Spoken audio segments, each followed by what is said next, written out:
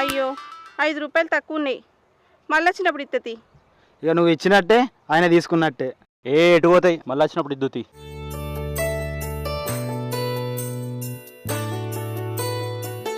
అబ్బా ఈ లోటు చినిగిందిగా, ఎక్కడ వెళ్తలేదు, నేను కంట కడదాం.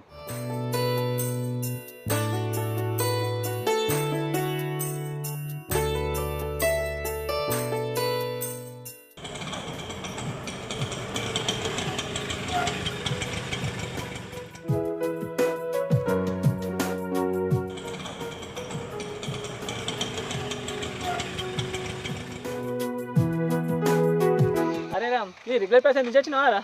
దించొచ్చిండ్రు.